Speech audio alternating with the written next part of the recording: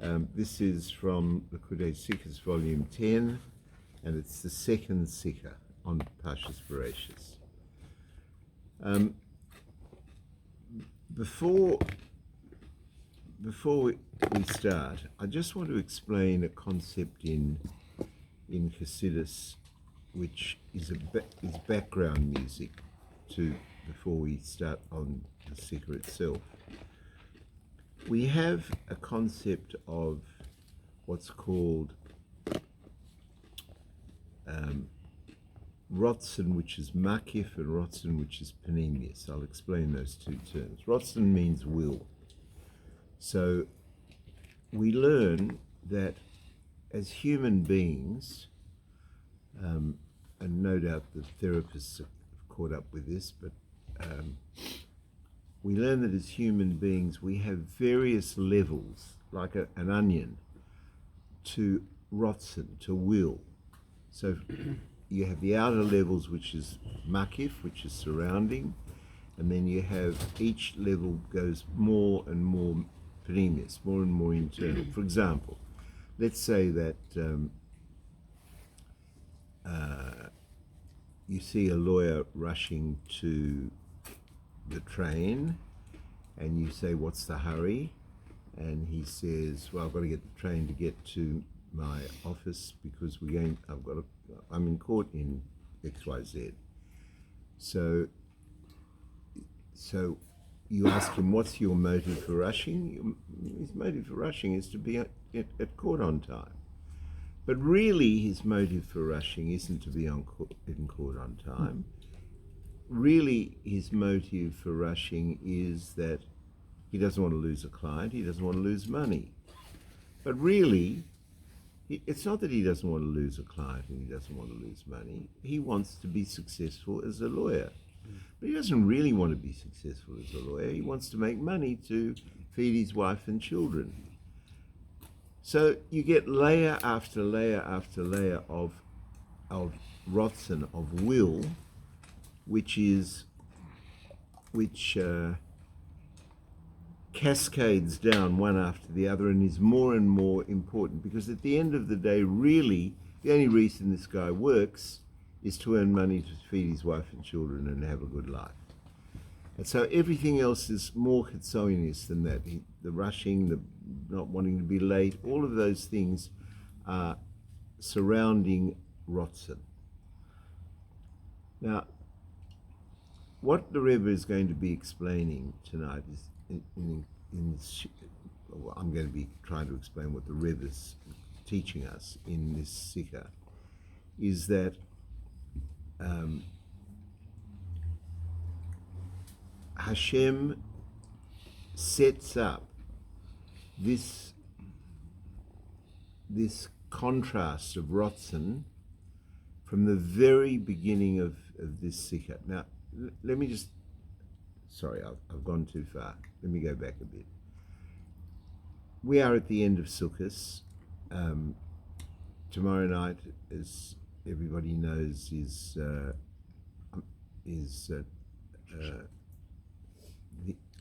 the end of the period that we started with Elul, through Rosh Hashanah, through Yom Kippur, through Aseret Yom Teshuvah, and we came to Sukkot last week, where we have the imperative to be more happy, and we are getting to the end of that. And what the problem with that is that we end up with SIMCHAT TORAH, and SIMCHAT TORAH is not something, it's not a time to learn.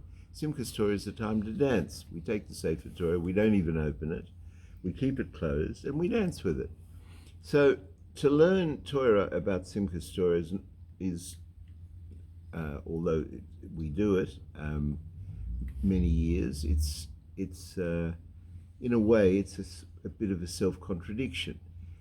On the other hand, when, like in this year, SIMCHAT TORAH is Friday, and the next day is Shabbos, the whole of the week, the Parsha of BEREISHIT, which is a very long, complicated Parsha, which has got more Kabbalah in it than probably any other Parsha in the whole Chumash, we have one day to study it. Do you realize that? I mean, in terms of doing Chitas, where we learn each of the 7 sections every day of the week Sedra, here we've got to learn it all in one day, because SIMCHAT Torah finishes Friday night, and next morning is Shabbos, and what we read on Shabbos, and what we read on Shabbos is Parshas BEREISHIT.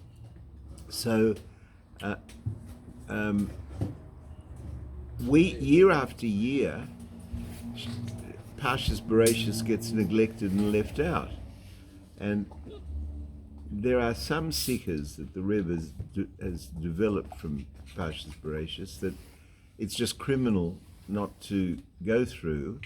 And so I thought, instead of doing SIMCHAT Torah, which is really something we should be dancing to, not learning to, let's do something good on BEREISHIT. So in this sikha, the Rebbe discloses that just as we have Pnimis HaRotzen and Rotzen, which is Makif, just as we have one reason inside another reason inside another reason, that is because that's the way Hashem created the world.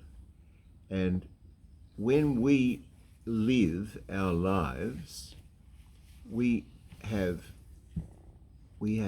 various energies which test us. So you have, let me give you an example. Let's say you want to go into business and you want to have a mortgage fund. So if you want to have a mortgage fund, you have to have furniture. You have to have desks for your staff to sit at, telephones, a kitchen so they can make coffee. That means you've got to have jars of coffee, right?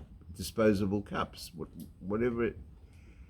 But can you say that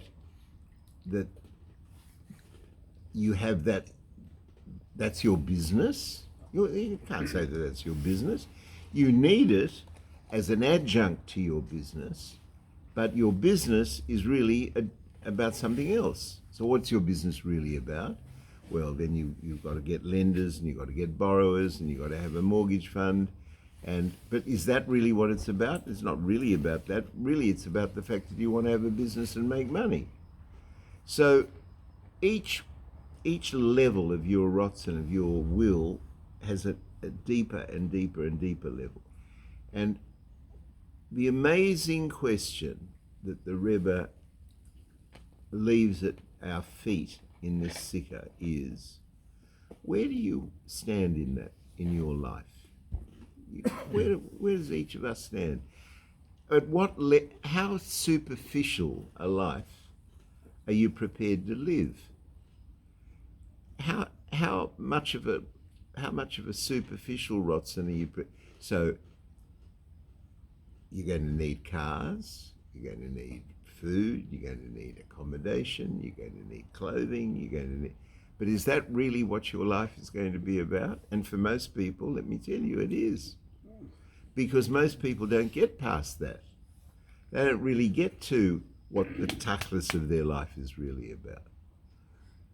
So the Rebbe explains in this sikha what that is, what the tachlis of your and my life is as Yidden, as Jews. And he does it by analyzing 2 words, Yehi Oya, that there should be light. So I'm going to take you through this. Some of it's a bit lomdish, so I'll leave that out, but let's start by understanding this, that in all Torah literature, light is always the moshel for godliness. So, Vayomer Hashem Yehi Oya, and God said, let there be light, Vayehi Oya, and there was light. And we start with the fact, and this is the Rebbe's constant genius is always like this, where he will take that and say, well, there are no accidents in Torah. So if Bereshis bara Elokim es hashamayim ve'es haaretz, in the beginning, that's a bad translation, we'll learn that in a minute. Hashem created the heavens and the earth. What's the first thing he created? Light. And the Rebbe points out, how come that doesn't trouble you?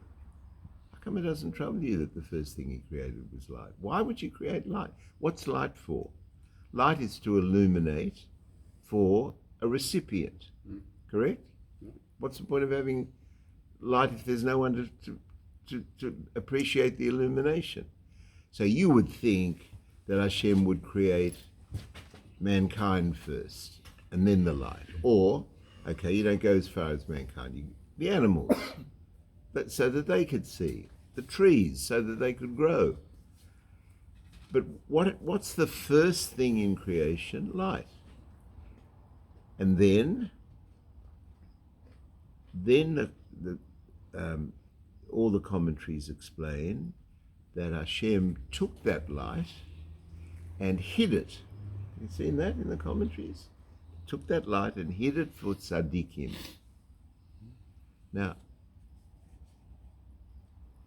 you're being screamed at.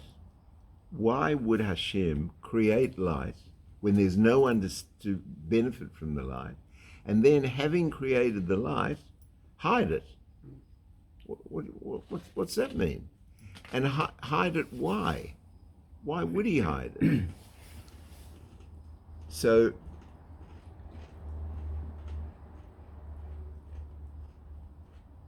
and what's the good of it? What good could it possibly serve if it's hidden? So, the Rebbe explains that this is deep, deep code for an absolute blueprint of all creation. And being that that's true of all creation, it must be true of all of us individually as Jews.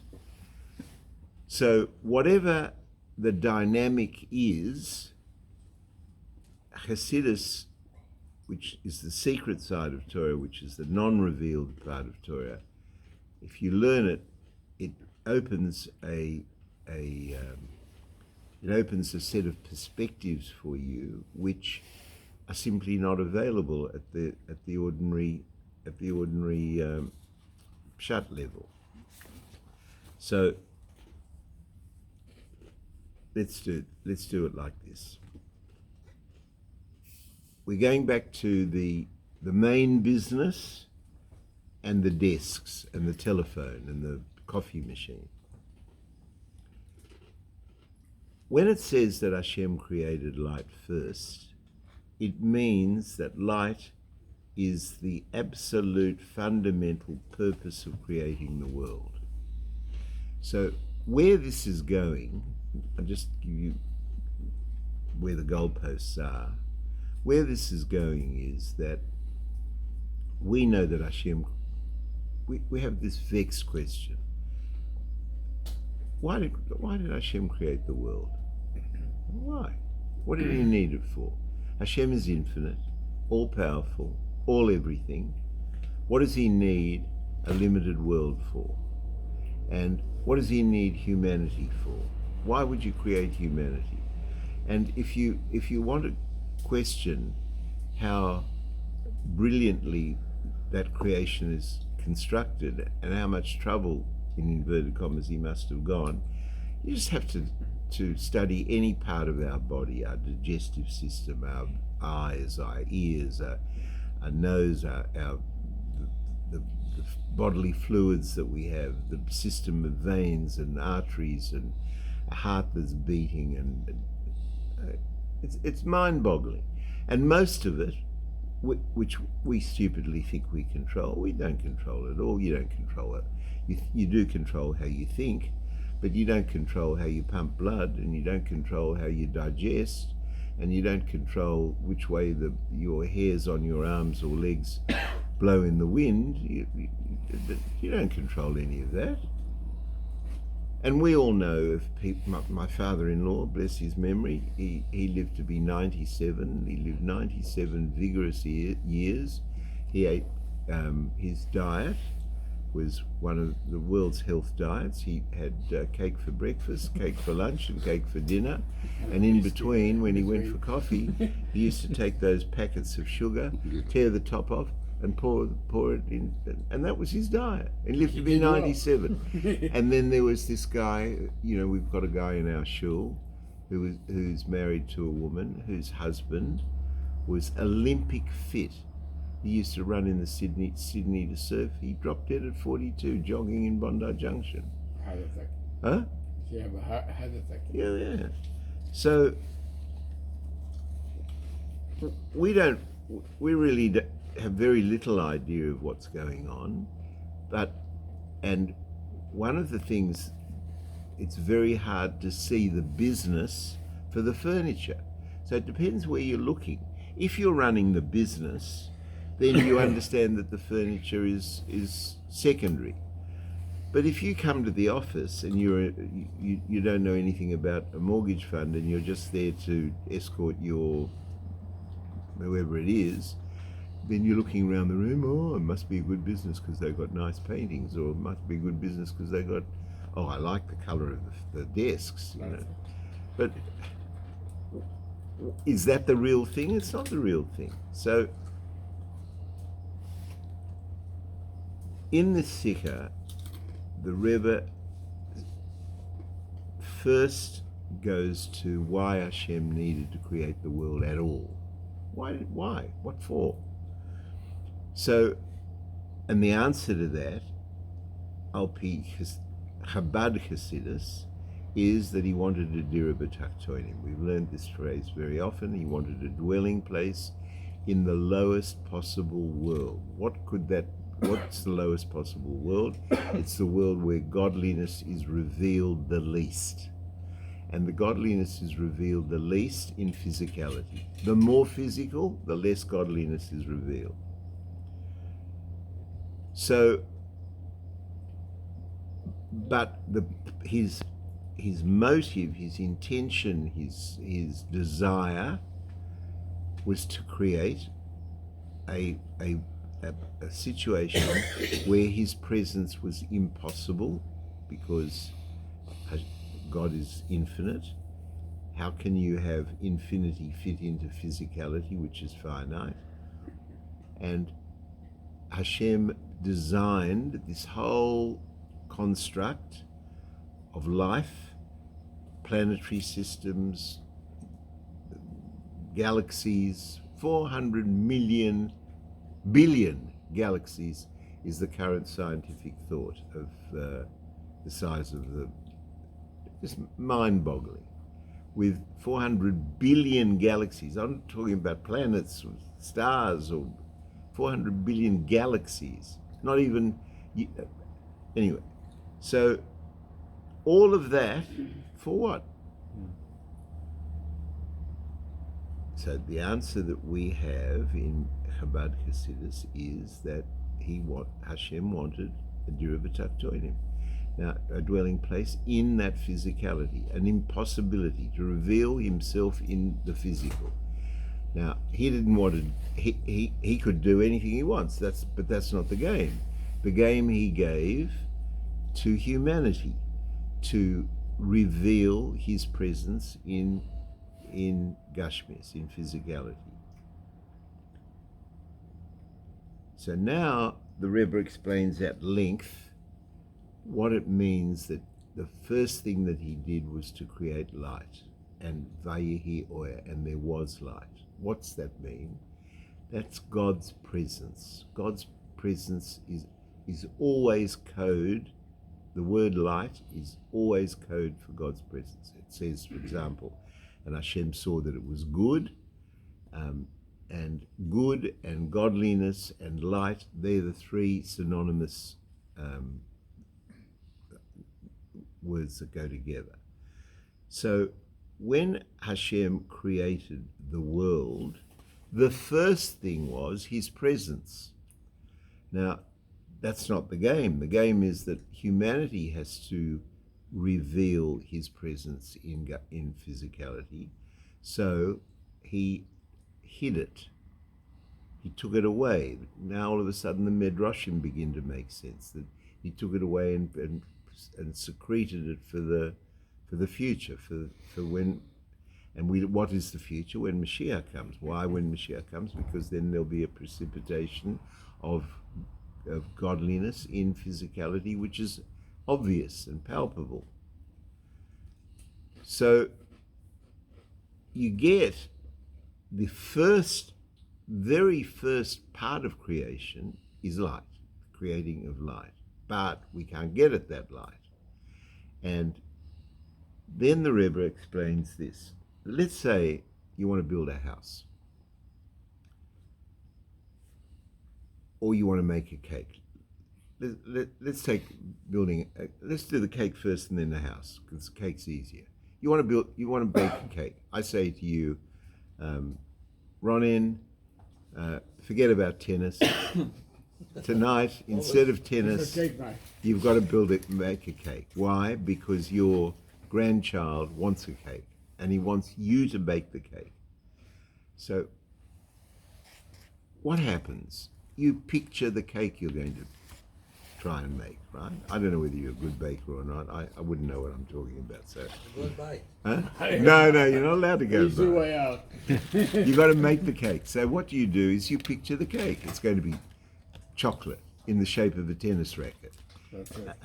with green on the handle and red at the top, or whatever it is. And then you go out and buy the ingredients, and then you mix it and you bake it and you put it in the oven, and finally you get your cake. But the first idea that you get is the finished product. That's what you think first.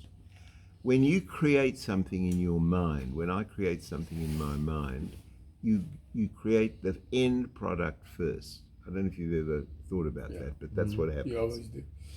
Always do, without fail. So what is Hashem creating first?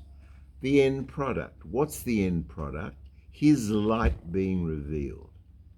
But then what happens is that Ronin's got to make the cake now. He's got to buy the flour and the sugar and the milk and whatever, and mix it in a mix master, and then put it in a baking tin, and then put it in the oven. And at each one of those steps, he hasn't forgotten what the cake is going to look like. But the light is still there at some level, but it isn't obvious the way it was. It's not his original picture. At the moment he's mixing the flour, and at the moment he's adding the milk, and at the moment he's putting it in the oven. Sure, the original picture is still somewhere in his mind, but it's not the dominating, it's not the main game at the moment. So the Rebbe explains that this light, which is an extraordinary thing. Scientists don't understand light, as you probably know. They still don't know whether it's waves or particles. Everybody's been arguing about it for hundreds of years. Einstein couldn't even get it right, and he knew better than you and me. And why? Because light is a moshel for godliness. But when the process is twofold. There's the original picture of what should happen, and then there is the development of that happening. So if Am Yisrael, as we'll see in a minute, is charged with the job, or if humanity in general, and Am Yisrael in particular, is charged with the job of making this Dira B'Taktonim, making a dwelling place for Hashem in Gashmias, in physicality, which is impossible at the moment, or was impossible. So then what's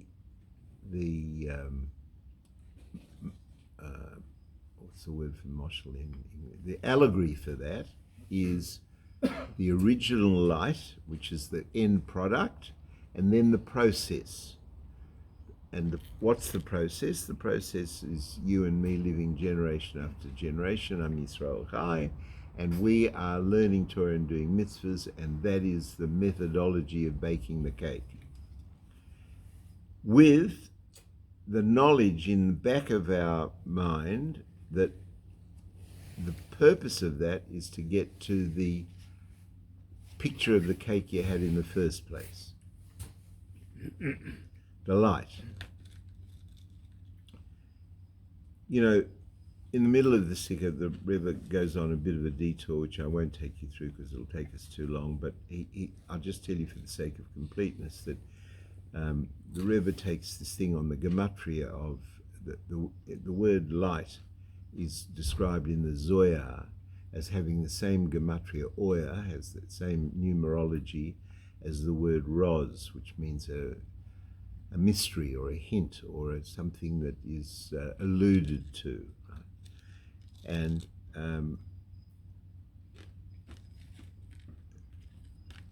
the Rebbe says either or. If it's Oya, if it's light, then don't tell me that it's a mystery. And if it's a mystery, don't tell me it's light. And not only that, you can't even say they're the same. They're kind of opposites. Light is an opposite to a mystery. So why is it that that the Zohar compares the two things and says that once they have a matching numerology, there must be an internal Kabbalistic meaning? So the Rebbe explains the internal Kabbalistic meaning is that the original picture of the light is one thing, but the process of making the cake only uses a little bit of light at every time. It's only a hint to the original picture. This is difficult stuff, guys, but it's really important. It's worth staying in there if you can. So l'chaim, l'chaim. L'chaim, l'chaim.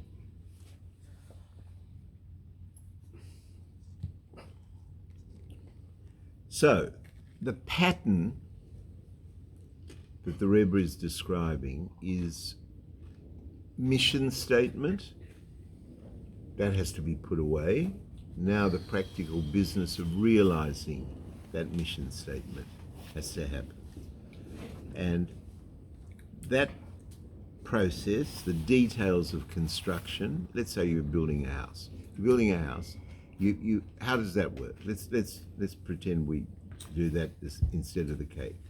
You decide that you drive through Katoomba and you see the cliffs and there's a block of land for sale and you think, would I like a holiday house there? And then you think, what sort of a holiday house? And you get a picture. It's built in a U shape so that, and all the internal sides are glass so that it can look out over the valley and see the clouds roll under your window every morning, and that's the picture. And then you go and arrange the finance, and you borrow the money, and you buy the house, and you employ an architect, and you build the house. Again, you get this two things. You get the original picture to know where it's going, and then you get the details of construction. And in the details of construction, you never forget that original picture, but it's minimized. The picture's not, when you're arguing with him about the cost of the windows, you don't have that big picture back in your mind. You have some part of it. Now, explains the Rebbe this, that you can live your life totally unaware of anything we're going to be learning in a minute. Because most people live their lives, Nebuch, at the most chitzonius arotzen level. They're living at the absolute peel of the onion. So, what are the things that matter to them? Dinner. What are you going to have for dinner? Now, I want to ask you, you live 60, 70, 80, 120 years. How important is this dinner, really? I mean, if you want it to taste good, yes, sure you do. But can it be the main thing of your life? No. And then you have difficulty with your car, you have a windfall, you have some more money, and you like cars, so you buy a new car, and you feel great with the new car for a few weeks. until it begins to wear off. So, is that important? It's more important than dinner, but you're really prepared to give your 60, 70 years, 120 years away for a car, which is going to end up rusting in somebody's... or that now you can go to something more important. You can go to relationships, your wife, your children. They're more important, and you can see that that's more central to your Ratzon, to your will, to what you want to be alive for. But right at the center, right at the panemius of it all, explains the Rebbe, is you and your relationship with your God. Private, one-to-one.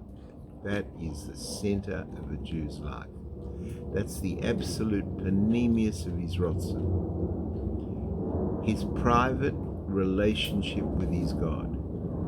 And that private relationship with his God is best, it's best brought out. It flowers best when you know what you're supposed to be doing in that relationship. When you know that you're supposed to be learning Torah and doing mitzvahs, that's a very big help. But why are you learning Torah and doing mitzvahs? It's like the guy who knows that he's got to get to work on time. But why do you have to get to work on time?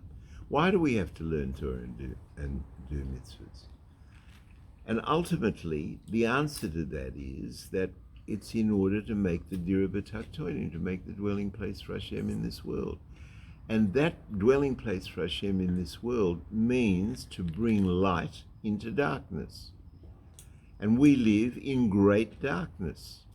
We got 8.5 billion nefashos on this planet, running around from morning till night, not knowing what direction they're running in, not knowing why they're alive.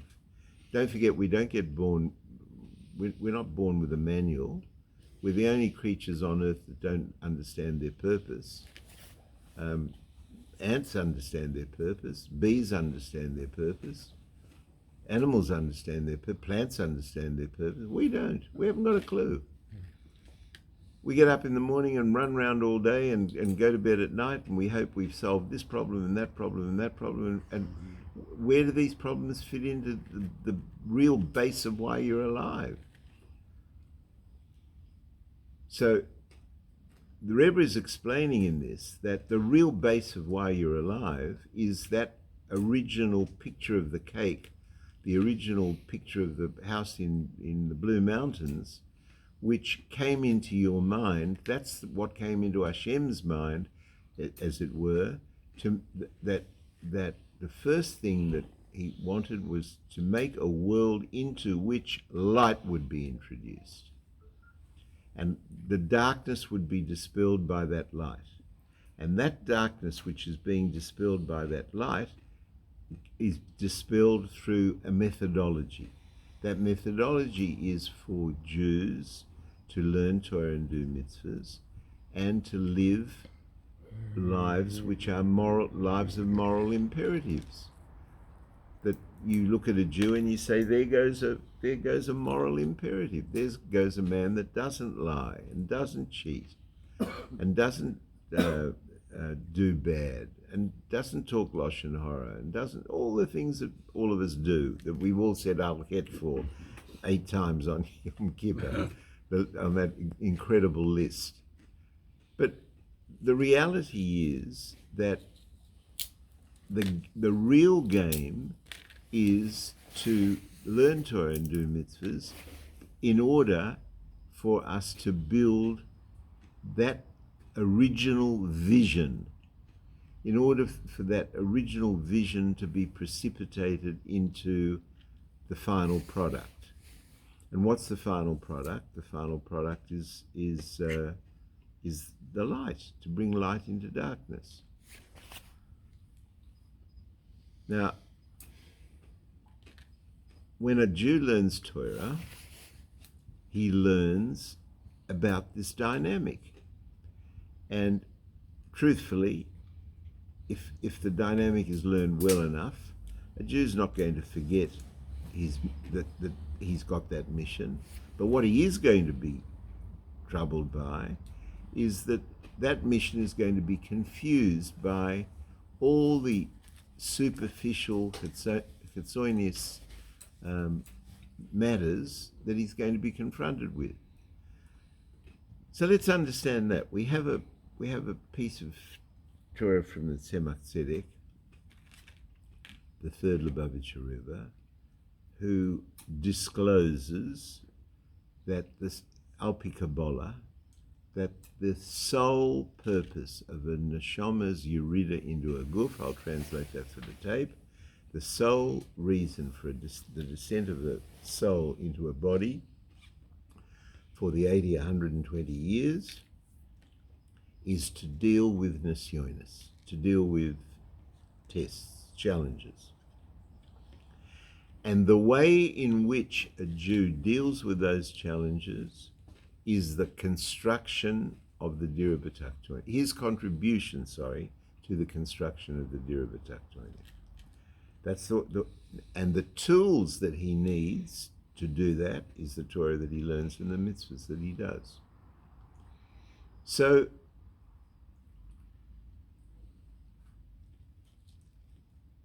nobody can beat themselves up about the fact that they're not thinking about the original light all day, because Hashem is throwing lightning bolts at us all day. I mean, this time last year, on 48 hours before this now, I was sitting in a sukkah in Eretz Yisrael with my family, loving it. The next day was going to be my birthday. My birthday is Simchas Torah. And it was the same day because we're in Israel. So Simchas Torah and Shemini Atzeres are one day. So we're sitting in the sukkah because of Shemini Atzeres, and then you get different minhagim of who sits in the sukkah, who doesn't. And the war started that night, that day. They came into the rock and concert, whatever it was, and started with the hostages raping and pillaging and killing. And we're sitting there in God's mitzvah, right? I mean, we're sitting in a mitzvah. Understand where we are at the moment. We are sitting in a mitzvah. It's surrounded by God's mitzvah. And you don't know what happened because you can't listen to the news. And we didn't know what happened. Oh yes, there are plenty of secular Jews in Israel. So somebody came and told us. But so, what are you expected to focus on? You expected to focus on this original light, when all of a sudden children are being raped and murdered and killed, and women are being bashed and taken as on. How do you negotiate that? So the answer to that is that it's a process, and it's a difficult process, and it's got to be difficult, because if it was so easy, we would have had God revealed in nature thousands of years ago. But there are certain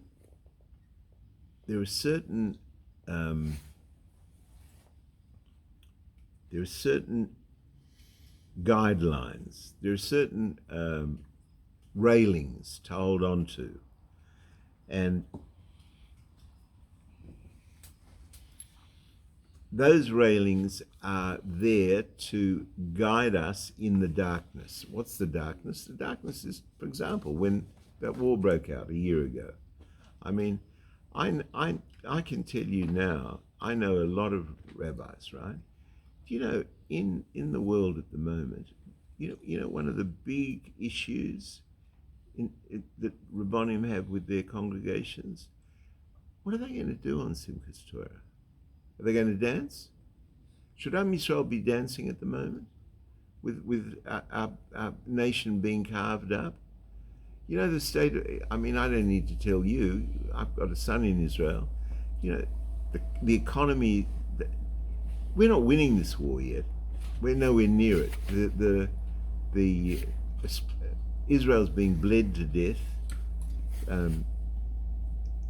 We talk about this retaliation and that retaliation. We're getting new help from America, 150 missiles. You know what 150 missiles is compared to what Iran's armed the Hezbollah with? Forget about Gaza. Hezbollah is sitting there. We haven't even had a war with Hezbollah yet, let alone Iran. So it's dark. You know, the word for world is oilom, from the word helim. Helim means darkness.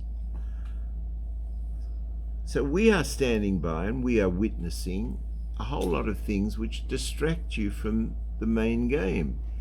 And the main game we learn is to learn Torah and do mitzvahs and be a light to the nations and bring this light, the original light, make it into the reality of a finished cake.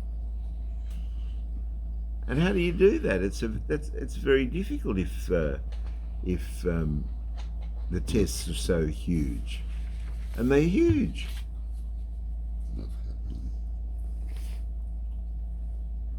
So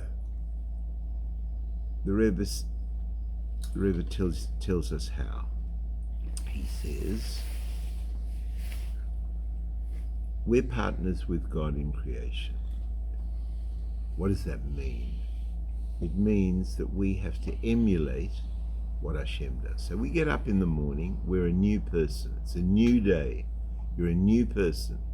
And the first thing you have to do is create the light.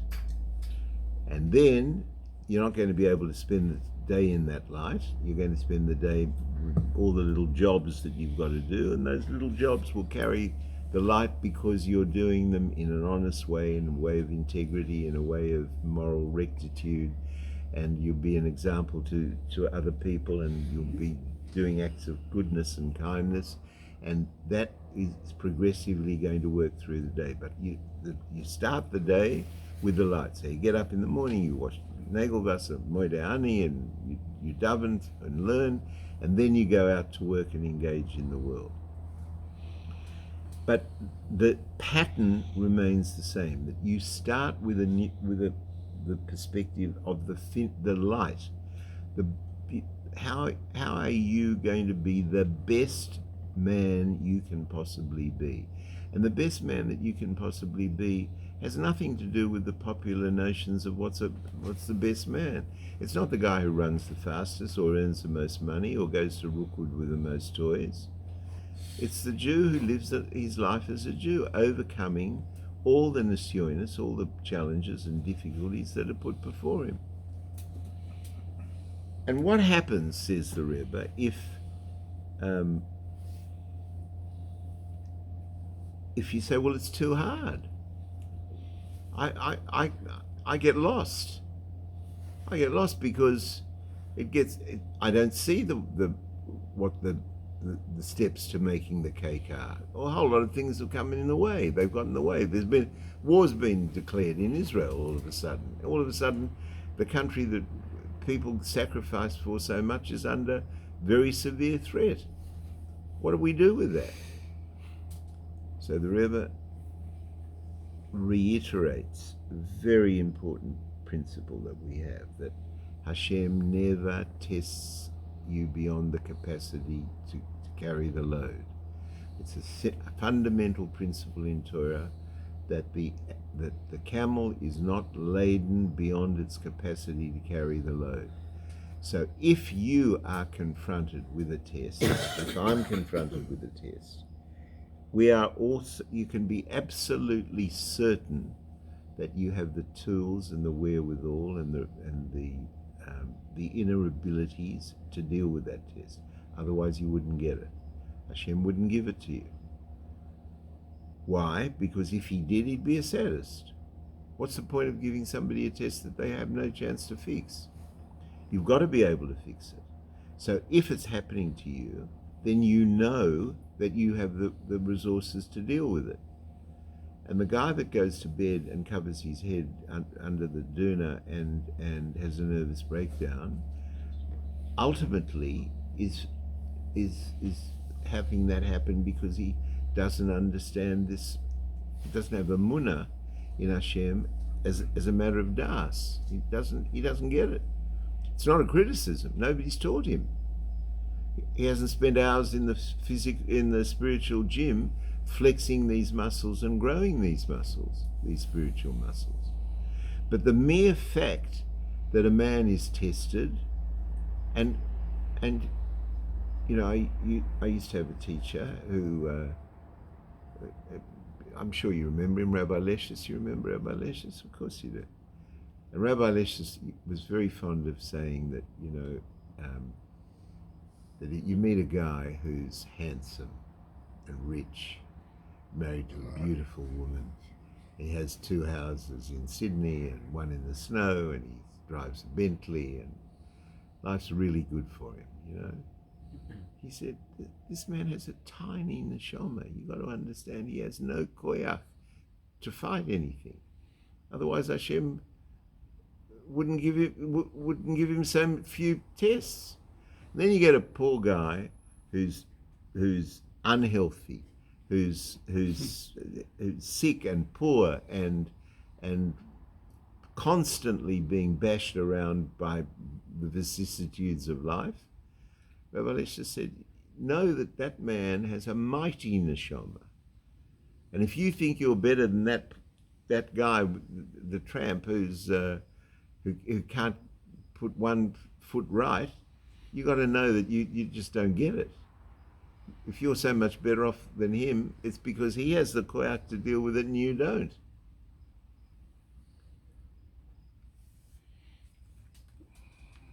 So the light is the original idea, the light is the goal at the same time, and in between is the methodology of getting there. And that methodology of getting there step by step, and you are revealing step by step bits of that light that was hidden away. Each one of us according to our abilities, and each one of us according to our capabilities. So the Rebbe says, so it says that when Hashem created that light on the first day, Yehi Oya, he hid it away. Where did he hide it? The Rebbe asked the question, where did he hide it? So he answers, he hid it in the Torah. You want access to it? Sit down and learn Torah. You want access to the pathways to make the cake perfectly, beautifully, first time, without any mistakes, without having to take it out and redo it and cut off the burnt bits and all the rest. Do the mitzvahs. Do the mitzvahs every day. Put on tefillin every day. Keep Shabbos. Keep kosher. Live like a Jew.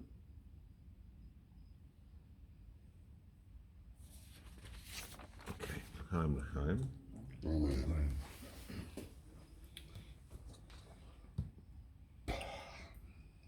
Okay. Now, you might think, says the Rebbe, that the darkness, evil, and there's plenty of and that you might think that evil was created by Hashem only that we repudiate it, that we stay away from it.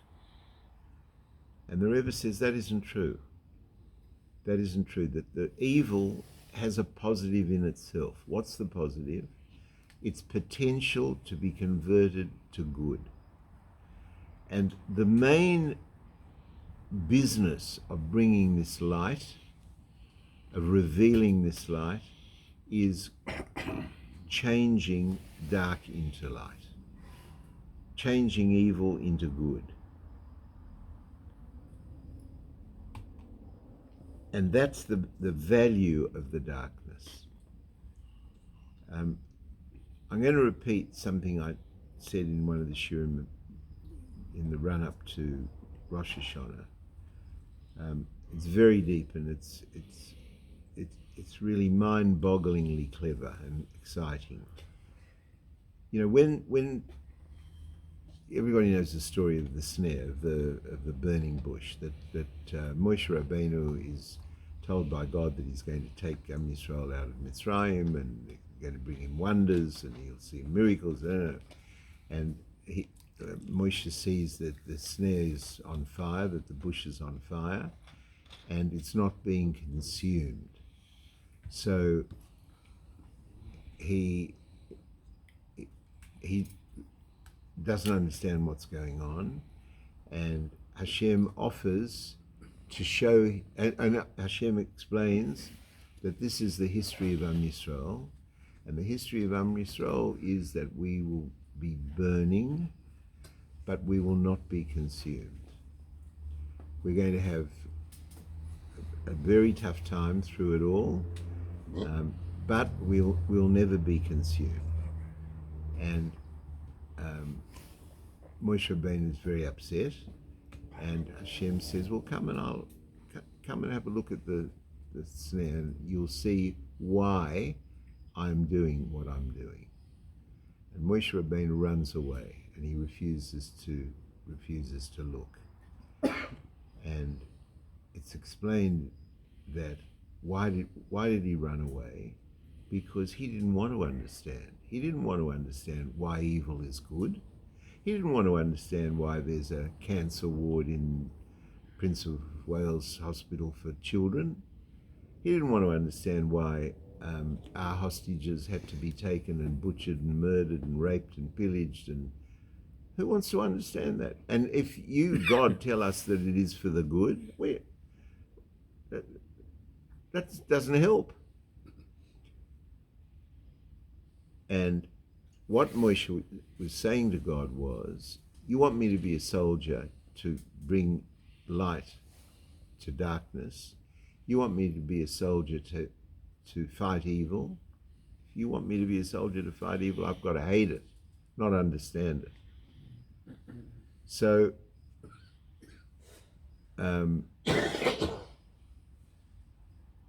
nobody is asking us to understand pain. Nobody's asking us to understand suffering. What we have to understand is that Hashem knows what he's doing. We don't. Hashem has an agenda which he has no obligation to show to us, and it's probably better for us that we don't see it. We don't know what happened in previous Gilgulim. We don't know what's going to happen in later Gilgulim, in later, what do you call it? Reincarnations. We don't know beyond our own immediate life. But what we do know is that we know what we're supposed to do, and what we're supposed to do is to bring light to darkness. And by doing that, we make a dira b'tachtonim, we reveal godliness in Gashmias, and that will then allow that light which was hidden away to become revealed. Now, finally, one of the things that the Rebbe spends some time on, which I didn't, which I just want to say for completeness sake, is the word Bereishit is usually translated in the beginning. That's not how we learn. It's not a serious way to learn the word, because Reishis doesn't mean beginning, it means first, and Beis Reishis means two firsts.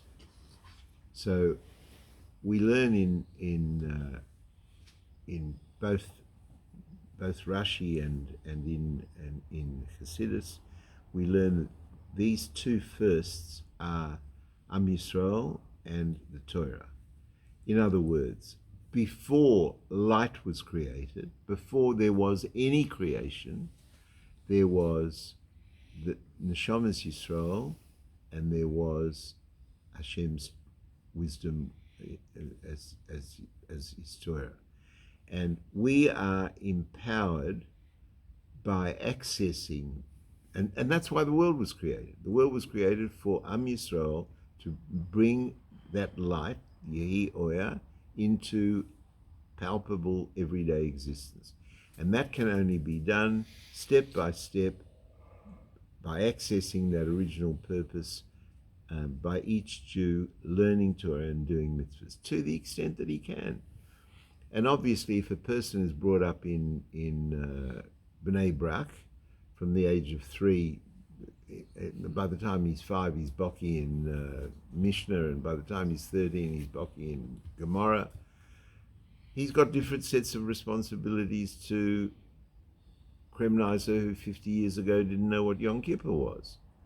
So everybody has their own journey, and it's futile to compare one person with another, because you've got different equipment, I've got different equipment, you're going to have different tests, I'm going to have different tests, but the common denominator to your and my existence as Jews is that we have the mission of bringing light, converting darkness into light. That's our job. And the more a Jew lives his life with that focus, not just to get up in the morning and make the light for 5 minutes and then forget it for the rest of the day, but the more one can extend that focus into one's trivia, the more complete a Jew becomes, the more happy he is. It's a byproduct. That's not the reason we do it. It's a byproduct. A Jew is happier, he's more settled, he doesn't have anxiety, he doesn't have depression, he doesn't have questions on why he's alive. He's got a purpose and a mission in life. And this is very important. The Sikha is a Sikha because it's Bereishit, Parshat Bereishit. We learn that how you learn on Parshat Bereishit influences how you learn for the whole rest of the year. What your focus, what your mood is on Parshat Bereishit is forming up for all the Shabbosim for the next year. And it's very important to go into this with a positive focus, understanding what our mission in life is. That's why this is such an important Sikha. So let's hope we can do it, guys. L'chaim, l'chaim. Robert, correct me if I am wrong. The sukkah, is it always was in the same spot here? It was always in the same spot, but it was